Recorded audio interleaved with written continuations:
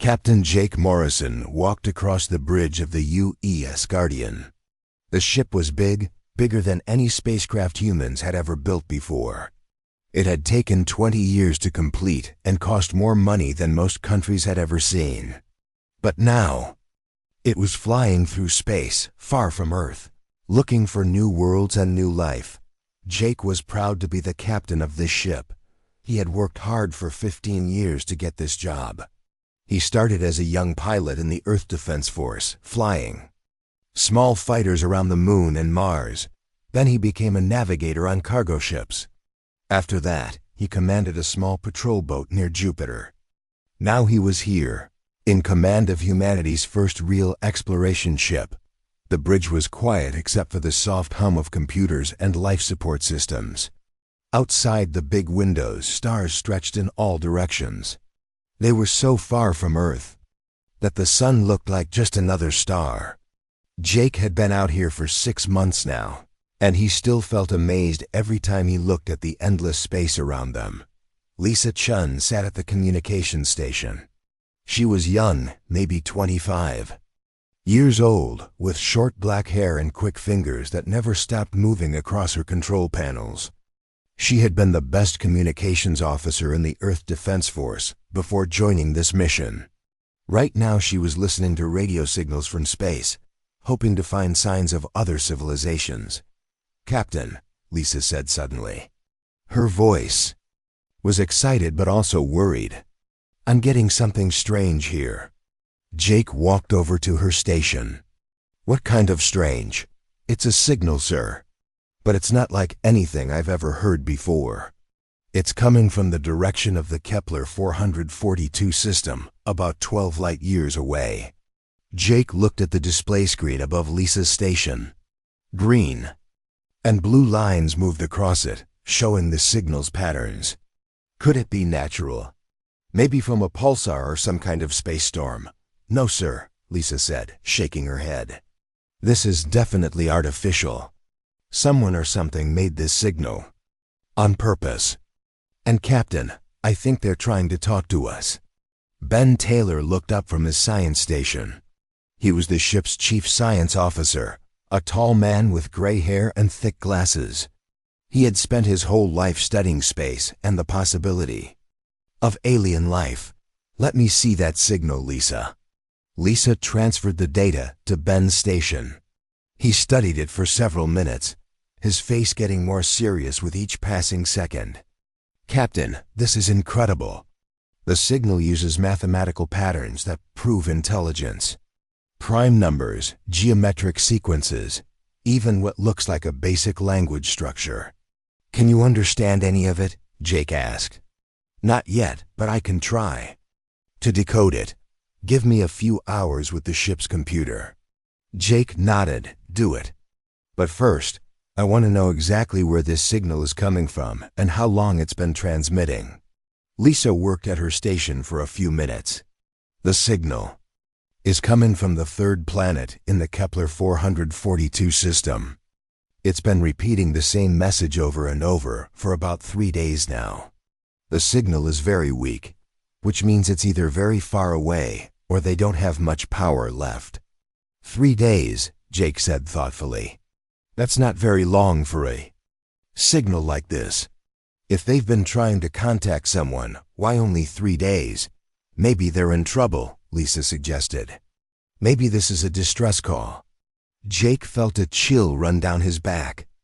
The idea of finding alien life was exciting, but the thought that they might be dying while humans listened to their cries for help was terrifying. "Ben, how long do you need to decode this message?" "Give me 4 hours, Captain. Maybe less if the computer can help with the language patterns." "You have 2 hours, Jake said. "If this is a distress call, every minute might matter." For the next 2 hours, the bridge was busy with activity. Ben worked with the ship's artificial intelligence to break down the alien signal. Lisa tried to clean up the transmission and make it clearer. Jake studied star charts of the Kepler 442 system, looking for any information about the planets there. The Kepler 442 system was known to Earth scientists. They had discovered it years ago using space telescopes. The third planet was in what they called the habitable zone, where liquid water could exist. But it was 12 light years away, which meant that even traveling at the speed of light, it would take 12 years to get there. The Guardian could travel much faster than light, but it would still take 3 weeks to reach the system. "Captain," Ben called out suddenly, "I think I've got something." Jake hurried over to the science station. Ben's face was pale, and his hands were shaking slightly. "What did you find?" "It's definitely a distress call, sir. And it's specifically addressed to us." "What do you mean, addressed to us?" Ben pointed to his screen. "The message includes references to a planet called Earth and a species called humans." "Captain, they know who we are." Jake felt his heart start beating faster. "That's impossible. We've never made contact with any alien species. How could they know about us?" "I don't know, sir. But listen to this." Ben pressed a button, and the ship's computer spoke in a calm female voice. "People of Earth, humans from the Death World, we call to you for help. We are the Valorians of the third world of Kepler 442. Our civilization is dying. The Devourers have come to our system. They have destroyed our outer worlds and now attack our home. We have heard stories of your people, how you survived on a world so dangerous that it made you strong. We have heard that humans never give up, never surrender, and help those in need. Please, if you can hear this message, help us. We are the last of our kind. In 7 days we will be dead, and our world will be consumed. We broadcast this message to all the stars, hoping that the legendary humans will hear us and come to our aid." The bridge was completely silent. Jake looked around at his crew. Lisa had stopped working and was staring at the screen. Ben was sitting back in his chair, looking shocked. Even the ship's AI seemed to pause before continuing its normal operations. "They called Earth a death world," Lisa said quietly. "And they called us legendary," Ben added. Jake thought about this. Earth was dangerous compared to most planets. It had earthquakes, volcanoes, hurricanes, and all kinds of predators. Humans had to fight for survival every day for millions of years. Maybe to aliens from a peaceful world, Earth really would seem like a death world. "Ben, how accurate is this translation?" "Very accurate, sir. The computer is confident about the meaning. These aliens, the Valorians, they really are asking for our help, and they say they have 7 days? That was 3 days ago, Captain. They have 4 days left." Jake walked to the center of the bridge and looked out at the stars. Somewhere out there, 12 light years away, an entire civilization was dying. They had called for help, specifically from humans, and only humans could answer that call. But Jake had his orders from Earth Command. The Guardian was supposed to explore nearby star systems and look for signs of life. They were not supposed to make contact with alien civilizations without permission from Earth, and they definitely were not supposed to get involved in alien wars. "Captain," Lisa said softly, "what are we going to do?" Jake looked at his crew. These were good people, the best that humanity had to offer. They had volunteered to leave Earth and explore the unknown. They had families back home that they might never see again. But they had also sworn an oath to represent the best of humanity among the stars. "How long to reach the Kepler 442 system at maximum speed?" 3 weeks, sir," Ben answered. "The Valorians will be dead by then." "Yes, sir, probably." Jake closed his eyes and thought about the decision he was about to make.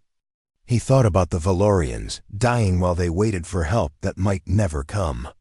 He thought about Earth Command and the orders he was about to disobey. He thought about his crew and the dangers they would face.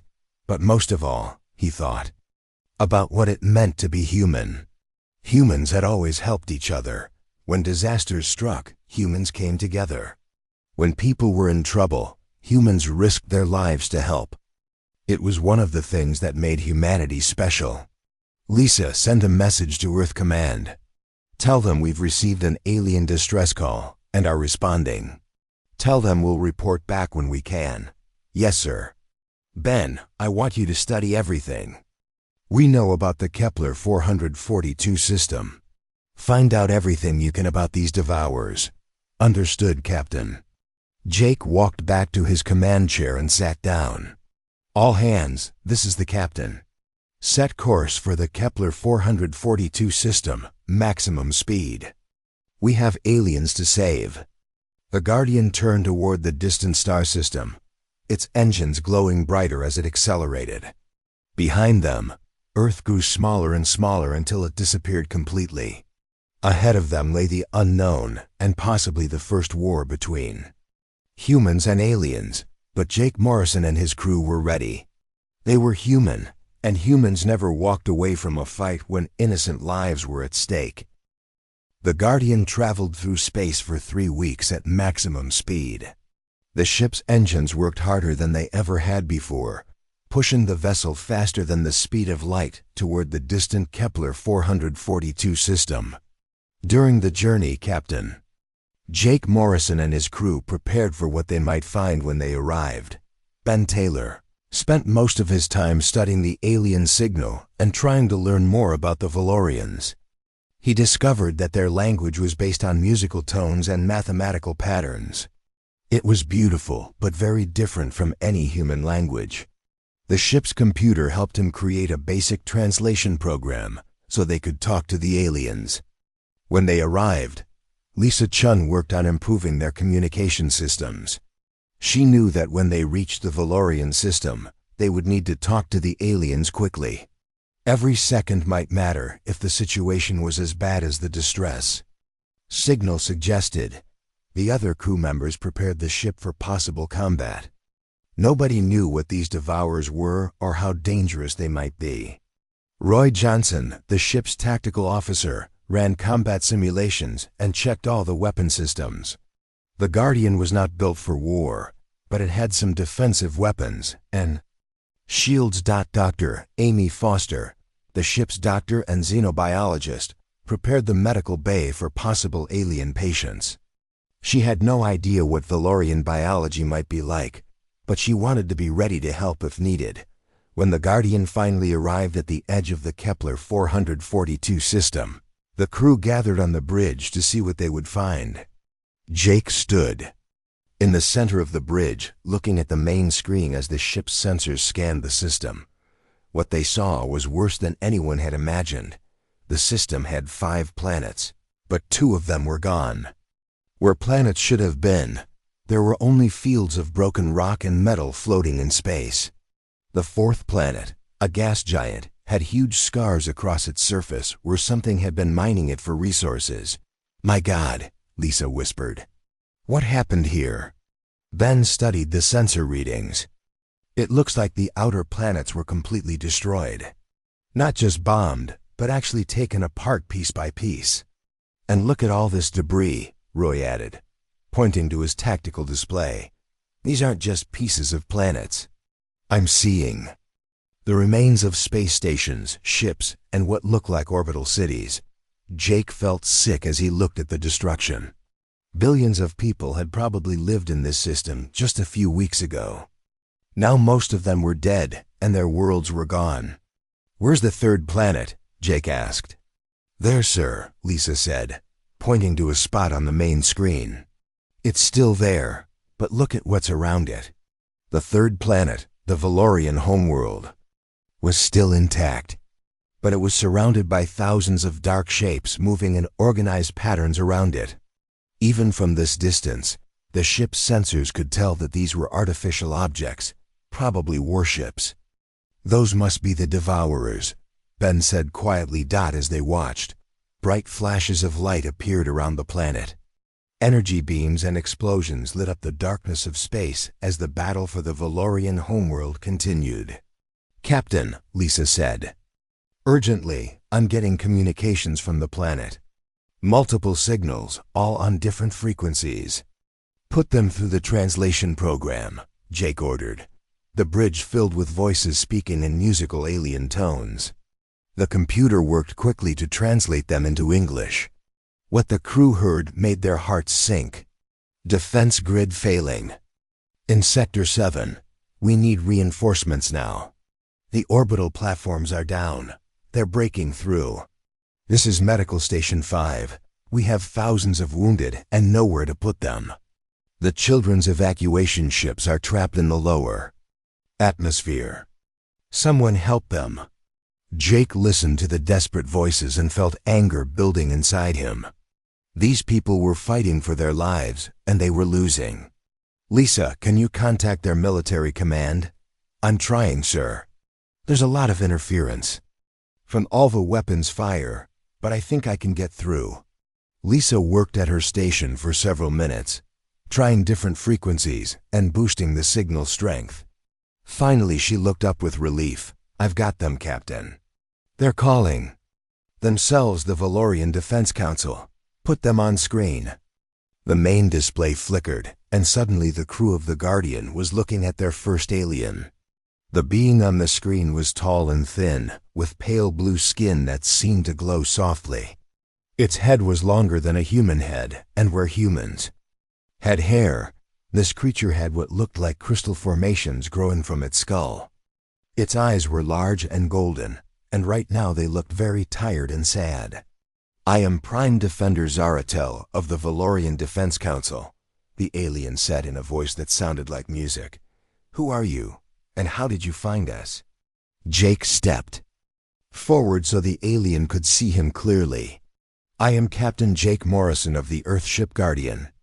We received your distress call 3 weeks ago. We came as fast as we could.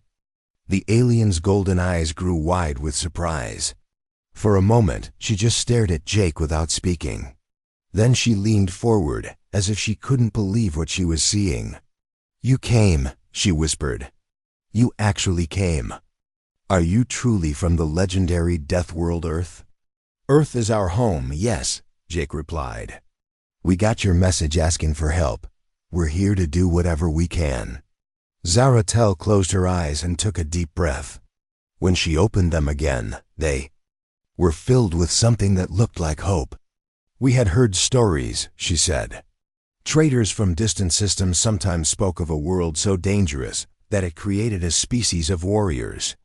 They said these beings, these humans, were so tough that they could survive anywhere. They said humans never gave up, no matter how hopeless things seemed. We thought these were just stories, myths to frighten children. Dr. Amy Foster stepped up beside Jake. We're real, and we're here to help. Can you tell us what's happening? Zaratel nodded and touched something off screen. The view changed to show the space around the planet. The crew could see the Devourer ships more clearly now. They were dark, angular vessels that looked more like machines than ships. They moved in perfect formation, like a swarm of insects. The Devourers came to our system 2 months ago, Zaratel explained. They are machines, artificial intelligences that consume entire civilizations. They take our technology, our resources, our people, and add them to their collective. They have been doing this for thousands of years, moving from system to system across the galaxy. Have you fought them before? Roy asked. No, Zaratel admitted. My people are not warriors. We are scientists, artists, philosophers. We had defenses, but they were meant to protect us from pirates and small conflicts. We were never prepared for total war. Jake could see the problem immediately. The Valorians were peaceful people who had never faced an enemy that wanted to completely destroy them. They were trying to fight a defensive war against an enemy that had no mercy and unlimited resources. How many of your people are left? Dr. Foster asked gently. On this world, perhaps 50 million, Zaratel replied. We had colonies on the other planets, space stations, research facilities, all gone now. We are all that remains of a civilization that once numbered in the billions.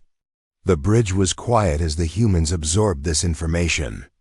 An entire species was on the edge of extinction, and they had called for help from people they had never met. What can you tell us about the Devourer's tactics? Roy asked. Zaratel looked confused by the question. Tactics? How do they fight?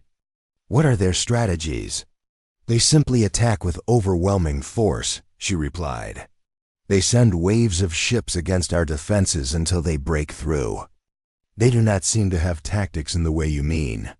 They just use superior numbers and firepower.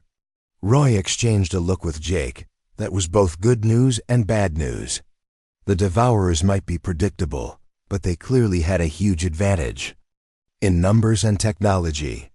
Zaratel, Jake said, we want to help you, but we need to understand the situation better. Can you send us detailed information about the Devourer forces and your current defenses? Of course, she replied eagerly. But I must ask, how many ships do you have? How large is your fleet? Jake hesitated before answering. We have one ship, just the Guardian. Zaratel's expression changed from hope to confusion. One ship? But surely you have more forces coming? A species as legendary as humans must have great fleets of warships. This is humanity's first deep space exploration vessel, Jake explained. We're not a military fleet. We're explorers and scientists. For a moment, Zaratel looked crushed. Then she seemed to remember something, and hope returned to her eyes. But you are still human, she said. You are still from the Death World. Even one ship of humans might be enough. The stories say that humans can do impossible things when others need help. Jake looked around at his crew. They were 37 people on one ship, facing an enemy that had destroyed an entire solar system. The odds were impossible, and everyone knew it. But they were human, and humans had a long history of doing impossible things. Send us everything you have on the Devourers, Jake said. Ship designs, battle records, anything that might help us understand how they think and fight. We'll study the situation and figure out how to help. Thank you, Zaratel said, and Jake could hear real emotion in her musical voice. Thank you for coming.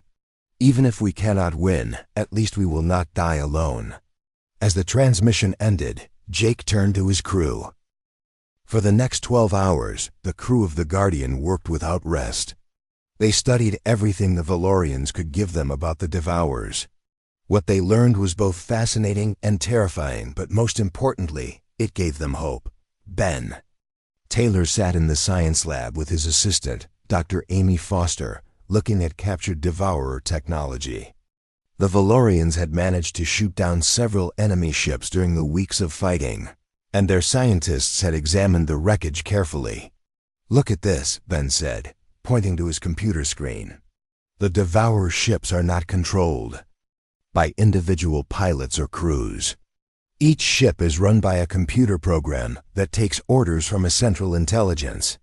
Amy leaned closer to study the data. That explains why they move in such perfect formations. They're all connected to the same brain. Exactly. But Amy, look at how their programming works. It's incredibly sophisticated, but it follows very strict patterns. Every attack uses the same basic strategy. Scan the enemy, identify the strongest defenses, then attack with overwhelming force. They're not creative, Amy realized. They just do the same thing over and over, but with bigger numbers each time. Ben nodded excitedly. Right, and that's why they've been so successful. Every species they've fought has used traditional military tactics. The Valorians, for example, tried to build stronger shields and more powerful weapons. They fought exactly the way the Devourers expected them to fight. Meanwhile, on the bridge, Roy Johnson was having a very different conversation with Zaratel and the other Valorian military leaders. What he learned made him both angry and hopeful. You have to understand, Zaratel was explaining, we are a peaceful people. For over 1,000 years, we have had no wars between our nations. Our military exists only to defend against pirates and small threats. Roy looked at the tactical display showing the Valorian defenses. They were impressive. In many ways. The energy shields protecting their cities were stronger than anything humans had ever built. Their weapons were more advanced than human technology. Their ships were faster and more maneuverable than the Guardian, but they were fighting like prey animals hiding from predators. "Zaratel," Roy said carefully, "your defensive systems are amazing, but you're using them all wrong." "What do you mean?" "You're trying to protect everything at once. You've spread your forces thin trying to defend every city, every space station, every important target. The Devourers just pick one spot and hit it with everything they have until it breaks." Zaratel looked confused. "But we cannot just abandon our people. We must protect them all." "I understand that," Roy said. "But sometimes, to protect everyone, you have to let some places be attacked while you hit the enemy somewhere else." This concept was clearly difficult for the Valorians to understand. Their entire military philosophy was based on protection and defense. The idea of allowing attacks to happen, even strategically, went against everything they believed. On another part of the ship, Lisa Chung was doing something that fascinated the Valorian communications experts. She was not just listening to Devourer transmissions. She was trying to understand how their network operated. "Captain," she called to Jake, who was moving between different stations, "I think I've figured out something important about how the Devourers communicate." Jake came over to her station. "What did you find?" "They use a central command system, but it's not as simple as one computer giving orders to all the others. It's more like a conversation between thousands of artificial minds, all sharing information and making decisions together." "That sounds very advanced." "It is, but Captain, it's also slow. Every time something unexpected happens, they have to process the information, share it with the network, discuss it, and then decide how to respond. It can take several minutes for them to adapt to a new situation." Jake felt his pulse quicken. "How long did you say?" "For a major change in tactics, maybe 5 to 10 minutes. For smaller adjustments, 2 or 3 minutes. Jake called Roy over to Lisa's station. "Roy, Lisa says the Devourers need several minutes to adapt to unexpected situations. What could we do with that kind of time?" Roy thought for a moment, then smiled. "A lot, Captain. If we can surprise them, we might have enough time to hit several targets before they figure out how to respond." Dr. Amy Foster joined the group, bringing Ben with her. "Captain, we've been studying the Devourer technology, and we think we understand why they've been so successful." "Tell me." "They're like a virus," Amy explained. "They attack healthy systems, take what they need, and move on. But Captain, they've never encountered a system that fights back the way humans do." Ben nodded enthusiastically. "Every species they've conquered has tried to fight them using conventional tactics. Build better defenses, make stronger weapons, protect the most important targets. It's logical, but it's also predictable." "What are you suggesting?" Jake asked. "We don't fight them the way they expect," Ben said. "We don't try to beat them with superior technology or firepower, because we don't have those advantages. Instead, we use the one thing humans are better at than any computer: we improvise." Jake looked around at his crew. These people had spent weeks thinking about this problem, and they were starting to come up with solutions that no one else had considered. It was exactly what humans did best. "All right," Jake said. "Let's talk to Zaratel and her people.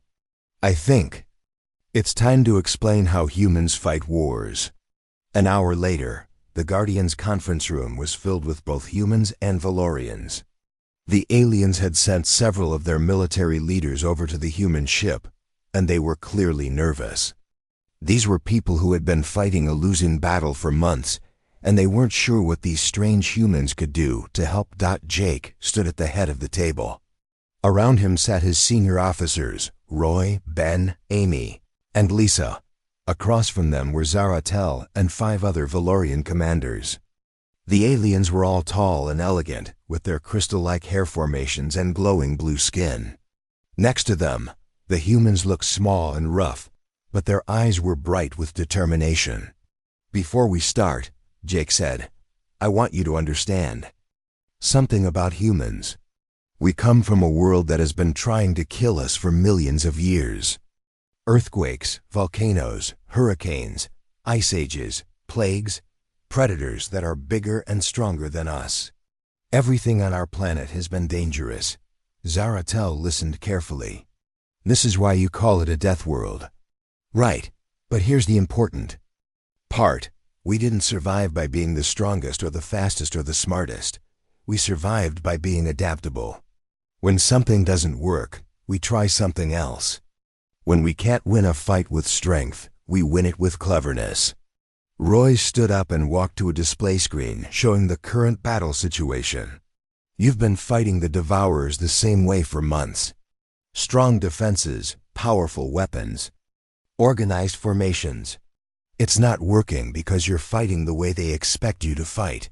What do you suggest?" asked one of the Valorian commanders. "We change the rules," Roy said simply. "We make them react to us instead of us reacting to them." Amy joined Roy at the display. "The Devourers are like a computer program. They're very good at what they do, but they can only do what they're programmed for. If we do something completely unexpected, they'll need time to figure out how to respond. And that's when we hit them," Lisa added, "while they're confused and trying to adapt." Ben brought up detailed scans of the Devourer fleet. "We've identified their command ships. They're the larger vessels that coordinate the attacks on different parts of your planet. If we can damage or destroy even a few of them, it will disrupt their entire network." Zaratel looked at the display thoughtfully. "But how can one small ship attack those command vessels? They are protected by hundreds of other ships." "We don't attack them directly," Jake said. "We make them come to us." For the next 2 hours, the combined human and Valorian team worked out a plan that would have seemed insane to any traditional military commander. Instead of trying to protect what was important, they would abandon it. Instead of fighting with their strengths, they would use the enemy's strengths against them. Instead of following the rules of war, they would break every rule they could think of. "This plan is very dangerous," Zaratel said when they finished. "If it fails, we will lose everything." "You're already losing everything," Jake pointed out. "At least this way you have a chance. And if it works?" Roy smiled. "If it works, the Devourers are going to learn something they've never experienced before. What it's like to fight humans who are protecting something they care about." One of the Valorian commanders, an older male named Kethnor, had been quiet. During most of the discussion, now he spoke up. "I have studied the histories of warfare among many species," he said. "What you are proposing is not just dangerous, it is completely outside all known military doctrine. No civilized species fights this way. That's the point," Jake said. "We're not civilized, we're human." The room was quiet for a moment as the Valorians absorbed this. Finally, Zaratel stood up. "You came here to help us," she said.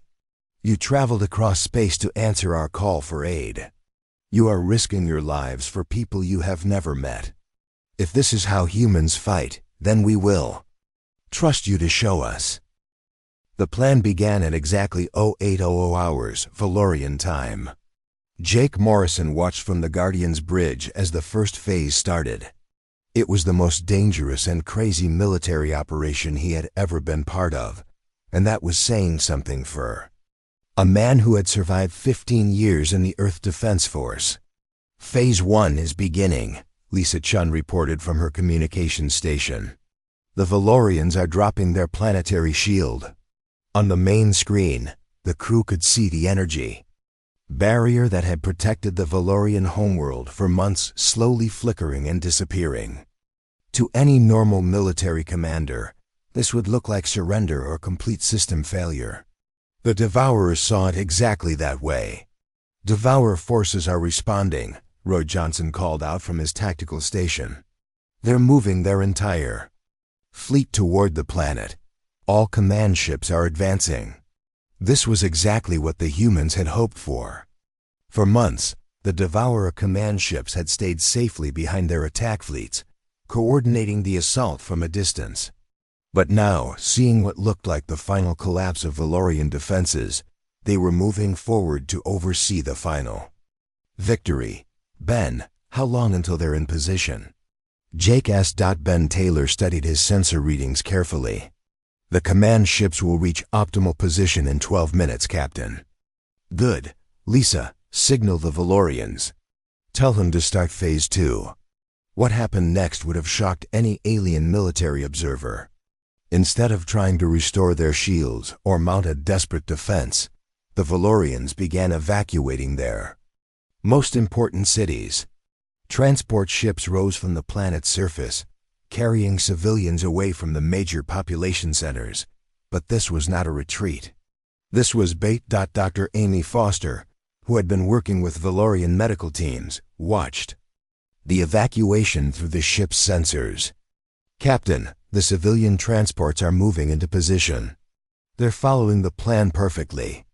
The plan was simple in concept but terrifying in execution. The humans had convinced the Valorians to make their most precious assets appear vulnerable. The Devourer programming would not be able to resist such an obvious target.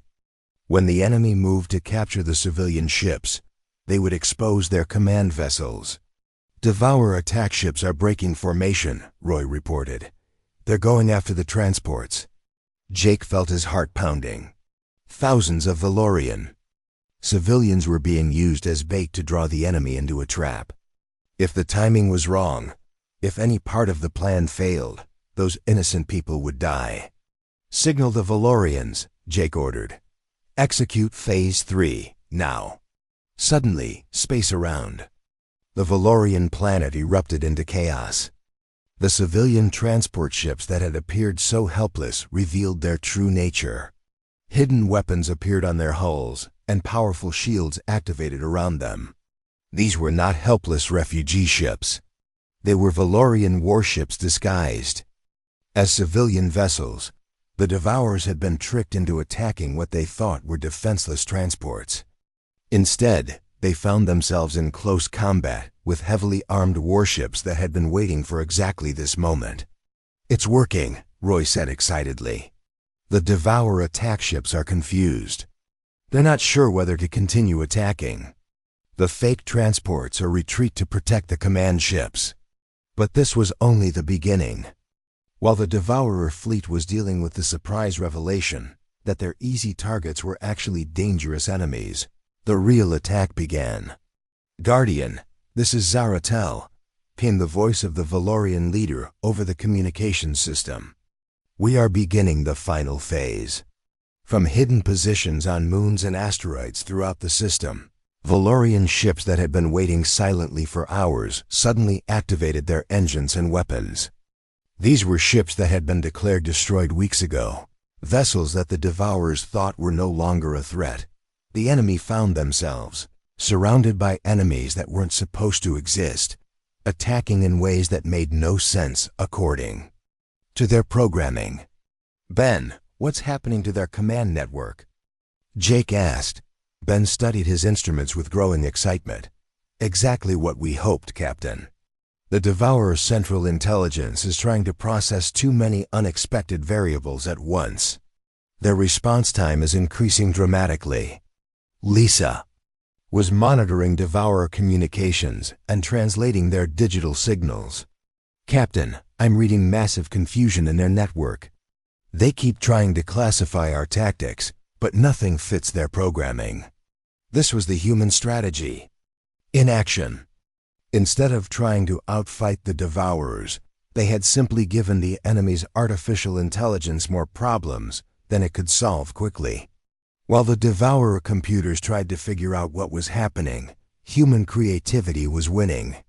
The battle. Roy, are the command ships in position? Yes, sir. They've moved forward trying to coordinate the response to our attacks. They're exposed now. Then let's introduce them to human engineering. Amy, is the special cargo ready? Dr. Amy Foster had spent the last day working with Valorian engineers on something that would have been impossible without human thinking.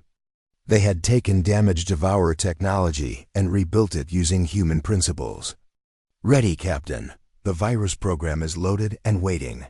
The humans had discovered something interesting about Devourer technology. Because all their ships were connected to the same network, anything that affected one ship could potentially affect all of them. But their security was designed to prevent other Devourers from being hacked, not to stop completely alien technology. "Launch the probe," Jake ordered. A small, innocent-looking device shot out from the Guardian toward the nearest Devourer command ship. To enemy sensors, it looked like debris from a destroyed ship, nothing worth paying attention to. Attached itself to the command ship's hull and began its work. Inside, the virus program created by human and Valorian cooperation started spreading through the Devourer network. "It's working," Lisa reported. "I'm seeing disruptions in their communications grid." What the virus did was elegant in its simplicity. It didn't try to destroy the Devourer network or take control of their ships. Instead, it just asked questions. Thousands and thousands of questions that had no answers. Every Devourer unit that received the virus started demanding information from the Central Intelligence. What was the meaning of human art? Why did Valorians create music? What was the point of love? How could a species survive by helping each other instead of competing? The questions were designed to be completely outside the Devourer programming. Their artificial intelligence had no framework for understanding concepts like compassion, creativity, or sacrifice. But the virus kept asking, and the network kept trying to find answers. "Ben, what's their status?" "Their response time has gone from minutes to hours, Captain. Some ships have stopped responding to orders entirely. They're too busy trying to process the questions." Roy watched his tactical display with amazement. "Captain, some of the Devourer ships are actually retreating. They're pulling back from combat to try to figure out what's happening to their network. But the humans weren't done. Phase 4 of the plan was about to begin, and it was the most dangerous part of all. Lisa, open a channel to all Devourer ships. I want to talk to their Central Intelligence." "Sir, are you sure about this?" "Do it." The main screen flickered, and suddenly Jake was looking at something that had never been seen before. The Devourer's Central Intelligence appeared as a shifting pattern of geometric shapes and mathematical equations. It was beautiful in a cold, alien way, but also terrifying. "You are the humans," the intelligence said in a voice that sounded like a computer trying to sound like a person. "You have introduced chaos into our network." "We've introduced questions," Jake corrected. "And we're going to keep asking them until you listen to what we have to say. We do not negotiate, we consume, we add, we expand. Why?" The simple question seemed to confuse the intelligence. The geometric patterns on the screen shifted and changed as it tried to process the concept. Why do we consume? To grow. To become more. More what? Another pause. The patterns shifted again, faster this time. More complete. More perfect. Perfect for what purpose? This time the pause was much longer. The intelligence was clearly struggling with concepts it had never considered before. Amy stepped forward. "You were created to serve a purpose, weren't you? Someone made you to do a job. We were. We were created to preserve, to protect our creators from extinction. Where are your creators now? Gone, extinct. We failed to preserve them. So you've been trying to make up for that failure by preserving other civilizations. But in your own way," Amy continued gently, "by making them part of yourself. Yes, no, we. The intelligence seemed to be having trouble with its own thoughts. "The questions hurt, make thinking difficult," Roy spoke up. "That's because you're trying to solve problems that don't have logical solutions.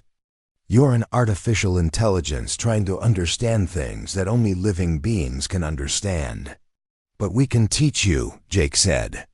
Instead of consuming civilizations, you could learn from them. Instead of making them part of your network, you could become part of theirs. The screen went black. For several minutes, there was complete silence from the Devourer fleet. Their ships stopped moving, stopped fighting, stopped everything. The entire network had gone quiet. Captain, Lisa said quietly, "I think we broke them." 3 months after the battle, Captain Jake Morrison stood on the observation deck of the Guardian and watched something that nobody had ever seen before. Devourer ships and Valorian vessels were working together to rebuild one of the destroyed planets in the system. The massive Devourer construction ships, which had once been used to tear worlds apart, were now carefully assembling new cities and space stations. Their precision and power, combined with Valorian creativity and knowledge of what their people needed, was creating something beautiful. "It's amazing what they can accomplish when they work together," said Dr. Amy Foster, joining Jake at the window. "The Devourers have technology we never imagined, and the Valorians have given them a purpose they never had before." Jake nodded, watching as a Devourer ship gently placed a completed habitat module into orbit around the planet.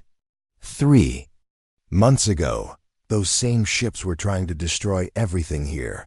Now they're building it back up. The transformation had not been easy. The Devourer Central Intelligence, which now called itself the Coordinator, had struggled to understand concepts like art, friendship, and happiness. But with patient teaching from both humans and Valorians, it was learning. Lisa Chun approached them with a communication pad in her hands. "Captain, we just received a message from Earth Command. Admiral Peterson wants to speak with you personally." Jake sighed. He had been expecting this call for weeks. Earth's military leaders were still trying to understand what had happened in the Valorian system, and they were not entirely happy with Jake's decisions. "Put him through to my ready room," Jake said. "And Lisa, make sure the connection is secure." 10 minutes later, Jake was sitting across from a holographic image of Admiral Peterson, the head of Earth's Deep Space Command. The Admiral was an older man with gray hair and a stern expression that had intimidated junior officers for decades. "Captain Morrison," the Admiral began, "I've read your reports, but I still find it hard to believe what you're telling me. You're saying that you convinced a machine intelligence that has been destroying civilizations for thousands of years to simply stop." "That's correct, sir. We helped them understand that there were better ways to achieve their original goal. And this original goal was to preserve life and civilization.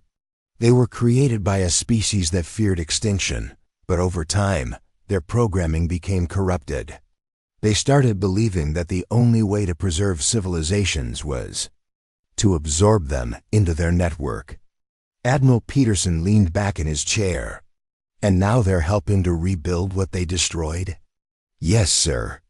The Coordinator is working with the Valorians to restore their worlds. They're also sharing technology and knowledge that will help the Valorians become stronger and more independent." "Captain, do you understand the implications of what you've done? You've fundamentally changed the balance of power in this part of the galaxy. Every species for hundreds of light years is going to want to know about this." Jake had been thinking about this for weeks. "Sir, I believe that's a good thing. If other species learn that conflicts can be resolved through understanding rather than violence, the galaxy might become a more peaceful place." The Admiral was quiet for a long moment. Finally, he spoke again. "Captain, Earth Command has made a decision. We're promoting you to Commodore and giving you command of humanity's first diplomatic fleet. Your mission will be to represent Earth in establishing formal relations with alien civilizations." Jake was stunned. He had expected punishment for disobeying orders, not a promotion. "Sir, I'm honored, but I'm not sure I'm qualified for diplomatic work." "Captain Morrison, you and your crew accomplished something that trained diplomats said was impossible. You found a peaceful solution to a conflict that was destroying entire worlds. If that's not diplomacy, I don't know what is.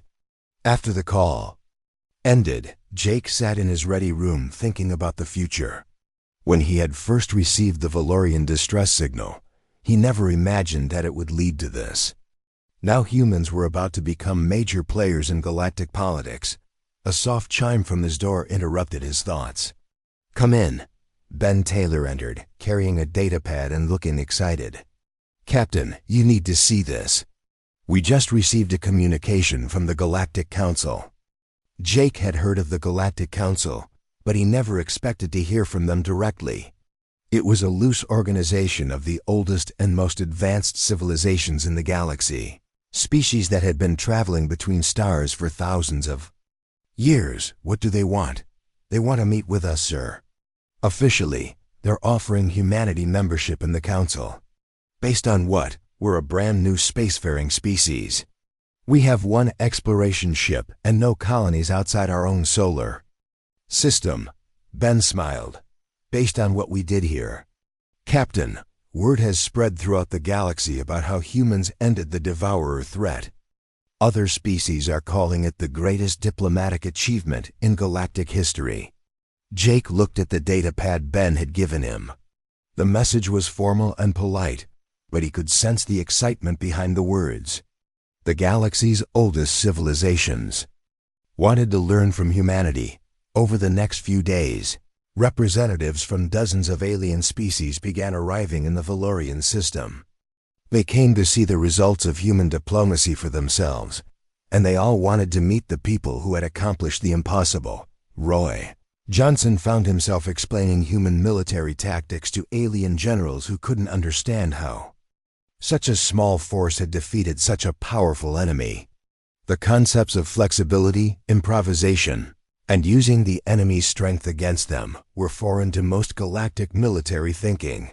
Dr. Amy Foster spent her time teaching alien scientists about human biology and psychology. They were fascinated by how Earth's dangerous environment had shaped human thinking, and they wanted to understand how adversity could create strength rather than weakness.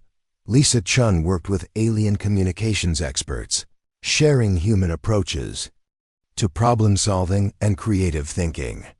Many species had become so advanced that they had lost the ability to think outside established patterns, but it was the conversations between the coordinator and visiting artificial intelligences that proved most interesting.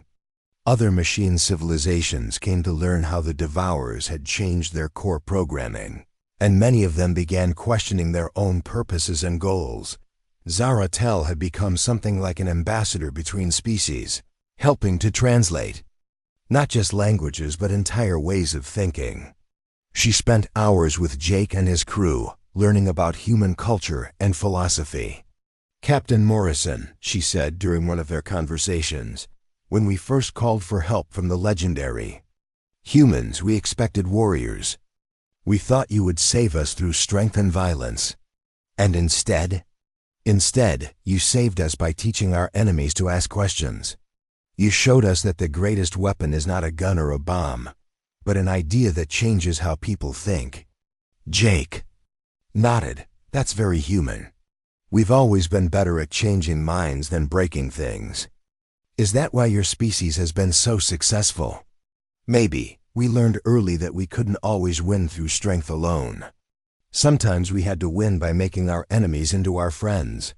6 months after the Guardian first arrived in the Valorian system, Jake stood on the bridge of his ship one last time before transferring to his new command. Through the windows, he could see a sight that filled him with pride. Valorian cities glowed with new life on the rebuilt planets. Devourer ships moved peacefully through the system, carrying supplies and workers to construction sites.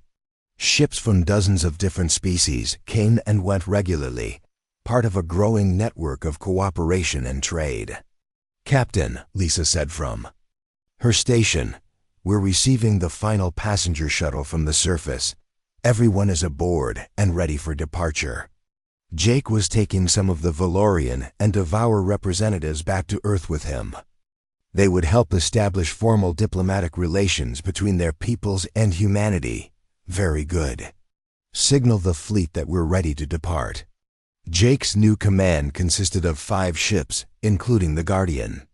It wasn't a large fleet, but it represented something important. Humanity's commitment to peaceful exploration and diplomacy. As the ships entered warp speed, Jake thought about the message they had received that morning. It was another distress call, this time from a species called the Calarians, who were facing their own impossible situation. But this time, humanity wouldn't be responding alone. Valorian ships and even some of the Coordinator's vessels were coming with them. The alliance that had begun with a desperate SOS signal was growing into something larger. Dr. Amy Foster joined Jake on the bridge as they traveled toward their next mission. Captain, do you think we'll be able to help the Calarians the way we helped the Valorians? I don't know, Jake admitted. Every situation is different, and we might not be able to find a peaceful solution every time. But we'll try. That's what humans do. We try to help, even when the odds are impossible. Behind them, the Valorian system grew smaller and smaller until it was just another point of light among the stars. But ahead of them lay endless possibilities, countless worlds where human creativity and determination might make the difference between hope and despair.